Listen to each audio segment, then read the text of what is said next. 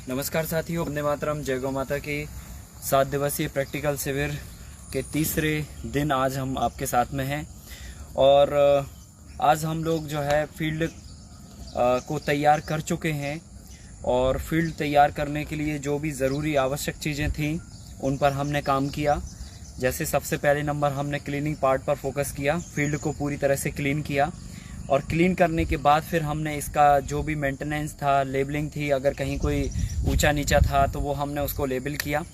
और इसके बाद अब नेक्स्ट जो स्टेप है वो अब हम इस पे करने वाले हैं ट्रीटमेंट।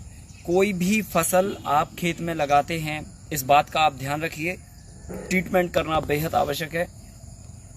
चाहे आप लेयर फार्मिंग के मॉडल को बनाएं, चाहे इंटरक्रॉपिंग के मॉडल को बनाएं, चाहे मिक्स क्रॉपिंग के मॉडल को बनाएं, चाहे तो आप मल्टी क्रॉपिंग के मॉडल को बनाएं या मोनो क्रॉपिंग के मॉडल को बनाएं। जो भी आप मॉडल करते हैं उन सभी मॉडलों में जो भी फसल लगाते हैं उन सबों को फसल बोने से पूर्व आपको ट्रीटमेंट सॉइल का करना चाहिए। और सॉइल के ट्रीटमेंट के लिए एक बेसिक फंडामेंटल है जो एक सहज भी है, आसान भी है, सब जगह मिलने वाला है। इसमें हम क्या करते हैं, 100 किलो चूने की डस्ट और 50 किलो नीम का पाउडर दोनों को आपस में मिक्स कर लेते हैं और मिक्स करने के बाद ये 150 किलो मटेरियल हो जाता है। इस 150 किलो मटेरियल को अपन पूरी फील्ड पे ब्रॉडकास्ट कर देते हैं और ये जो क्वांटिटी है, ये जो मात्रा है वो 1 एकड़ के एरिया में हमको देनी है। तो कोशिश ये होनी चाहिए कि जब आपकी फील्ड मार्च अप्रैल महीने के महीने में खाली होती है तो उस समय आप ये ट्रीटमेंट करके और मिट्टी को वापस जोत दीजिए ताकि 2 से 3 महीने की अच्छी धूप उसमें लग जाए और जितना भी मिट्टी के अंदर पैथोजन हानिकारक बैक्टीरिया हैं या जो भी अशुद्धियां हैं, जो भी ये सारी चीज़ें हैं वो धीरे धीरे करके समाप्त हो जाएं और मिट्टी एकदम रिचार्ज हो जाए, अच्छा उत्पादन देने के लिए फिर से तैयार हो जाए। अगर ऐसा नहीं हो पाता है तो कोई भी फसल बोने के पूर्व आप 10 से 15 दिन का वक्त तो जरूर आप ट्रीटमेंट के बाद दें ताकि जो है मिट्टी में जो भी हानिकारक तत्व हैं या हानिकारक जो चीज़ें हैं वो समाप्त हो जाएं।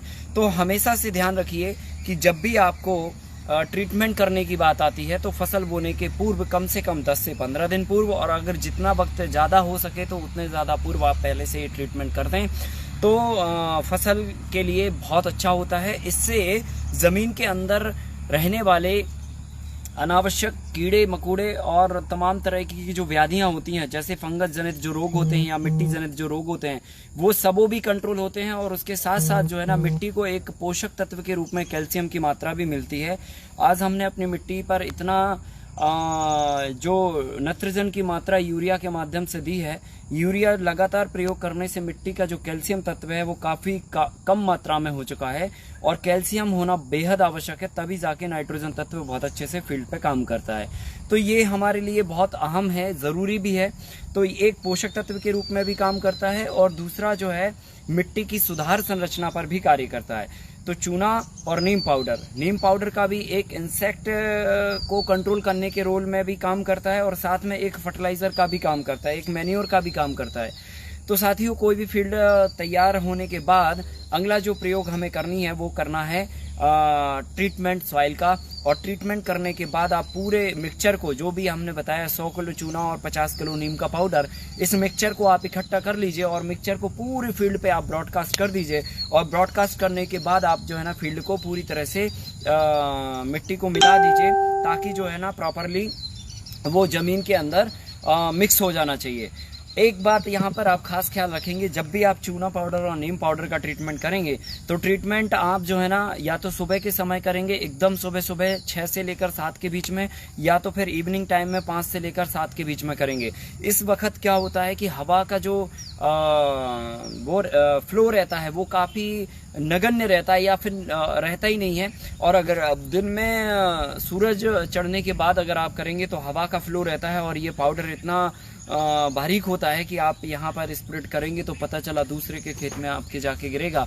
तो आपको ध्यान रखना है वक्त का, सुबह के समय या शाम के समय आप इस ट्रीटमेंट को करेंगे और साथ ही साथ जो है ना हाथ को एकदम बिल्कुल नीचा ज़मीन से सटा के करेंगे ताकि जो है ना आपकी फील्ड पे डाला हुआ मटेरियल किसी दूसरे फील्ड पे ना जाए, आपकी ही फील्ड पे जाए। तो ये चीज़ आपको सावधानी के लिए ध्यान में रखनी है। और पूरा ट्रीटमेंट होने के बाद फिर हम इस फील्ड पर लेआउट करने वाले हैं। तो लेआउट हम लोग जो है ना अभी नेक्स्ट उसमें करेंगे। ट्रीटमेंट के बाद जो अब हमें लेआउट के बाद हमें जो इसमें आवश्यक जो ज़रूरी चीज़ें लगने वाली हैं, जैसे कि हमें बांस लगने वाले हैं, हमें वायर लगने वाला है, या जो एक बेसिक तैयारी होती है जो फील्ड के पहले होती है, वो बेसिक तैयारी आज हम लोग करेंगे। तो ट्रीटमेंट की बात मैंने आज आपको यहाँ पर बताई। इसके बाद क्लीनिंग और लेबलिंग के पार्ट के बाद हमें ट्रीटमेंट करना है। ट्रीटमेंट के बाद फिर हम इसको कल्टीवेट करेंगे वापस से, और फिर इसके बाद हम लेआउट करके स्ट्रक्चर बनाएंगे, और स्ट्रक्चर बनाने के बाद फिर हम मैन्यूरिंग करेंगे, फिर बेड बनाएंगे, फिर फसल लगाएंगे, फिर एरीगेशन करेंगे। सो ये सारे स्टेप अभी एक एक करके हम लोग प्रैक्टिकली यहाँ पर देखेंगे, सीखेंगे, समझेंगे। लेकिन अभी आज जो प्रैक्टिकल में बेसिक स्ट्रक्चर बनाने के लिए जो बैक की तैयारी होती है, जो पीछे में हमें ज़रूरत की चीज़ें चाहिए होती हैं, जैसे बैम्बू है, पोल है, एंगल है, स्टे वायर है, या फिर जो ऊपर बुनने वाला वायर है, उसके बारे में बारीकी से समझते हैं कि क्या क्या मटेरियल हमको चाहिए पड़ता है, और आपका मटेरियल जो है ना आपके स्ट्रक्चर को बनाने में कितनी मजबूती प्रदान करता है, और क्या इम्पैक्ट पड़ता है आपके पूरे ओवरऑल काम के ऊपर इस मटेरियल का। क्योंकि अगर मटेरियल में कहीं पर भी लूज फॉल्ट होता है, हम अगर धोखे से हाई पॉलिश्ड वायर लेके आते हैं, जीआई वायर लेके नहीं आते हैं, तो वो जाके जंग लग जाती है। जंग लगती है तो वो जल्दी 1 से 1.5 साल के अंदर ही खत्म हो जाता है। तो ये सब चीज़ें जो है ना बैक में हमको छोटी छोटी बारीक बारीक चीज़ें हैं जो पूरे स्ट्रक्चर को आपको मजबूती भी प्रदान करती हैं, और फसल के उत्पादन पर से लेकर और तमाम तरह की चीज़ों पर बहुत बड़ा रोल प्ले करती हैं। तो साथियों इसके बाद हम लोग जो है ना अभी सीखने वाले हैं कि पूरा स्ट्रक्चर को खड़ा करने के लिए, मल्टीलेयर फार्मिंग के पूरे घर को खड़ा करने के लिए, पौधों के एक अनुकूल वातावरण को खड़ा करने के लिए हमें किन किन मटेरियल की आवश्यकता होती है, और उस मटेरियल की तैयारी क्या होना चाहिए, क्या विड्थ होना चाहिए, क्या साइज होना चाहिए, क्या क्वांटिटी होना चाहिए। इन सब बातों पर हम लोग अभी प्रैक्टिकल आपको दिखाएंगे भी, बताएंगे, समझाएंगे और सिखाएंगे भी। तो हमारे साथ बने रहिएगा। थोड़ी देर में हम फिर आपसे पुनः मिलते हैं इस तैयारी को लेकर। बहुत बहुत धन्यवाद।